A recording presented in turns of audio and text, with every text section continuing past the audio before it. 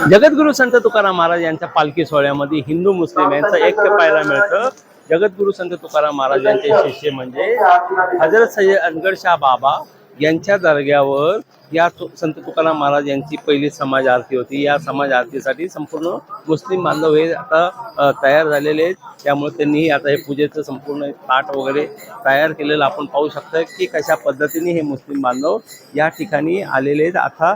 कारण की आज सकाळी शासकीय पूजा झाल्यानंतर ही पालखी आकुर्डीच्या दिशेने निघाली। मात्र या पालखीचं या ठिकाणी म्हणजे अनगडशाह बाबाच्या दर्ग्याच्या इथं समाज आरती होती। या समाज आरतीचं स्वागत करण्यासाठी संपूर्ण हे मुस्लिम बांधव आता इथे आलेले आहेत आणि या पालखीचं ज्यावेळेस समाज आरती झाल्यानंतरच खऱ्या अर्थाने पंढरपूरच्या दिशेने ही पालखी मार्गस्थ होते।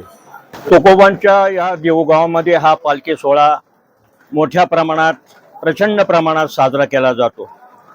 1608 ते 1649 हा तुकाराम महाराजांचा कालावधी आहे। गेली 350 वर्ष 1699 साली तुकाराम महाराजांचे चिरंजीव नारायण महाराज यांनी पालखी सोहळ्याला सुरुवात केली होती आणि ती आज तागायत महाराष्ट्रामध्ये जिवंतपणे तेवत आहे। आळंदी आणि देहू हे दोन्ही तीर्थक्षेत्र आहे आणि या ठिकाणाहून महाराज पंढरपुरी मार्गस्थ होतात।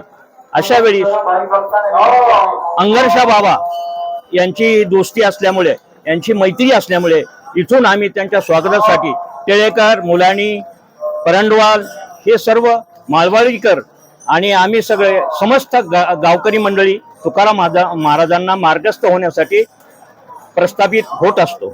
जगद्गुरू संत तुकाराम महाराज यांचा पालखी सोहळा पंढरपूरकडे मार्गस्थ होत असताना अनगडशाह बाबा दर्गा समाधीस्थळ या ठिकाणी सर्व गावकरी मंडळी मुसोडगे परिवार, बिरदवडे परिवार, वारगडे परिवार, मुलानी परिवार, टिळेकर परिवार व सर्व समस्त गावकरी या ठिकाणी येतात। या ठिकाणी पहिली अभंग आरती होती।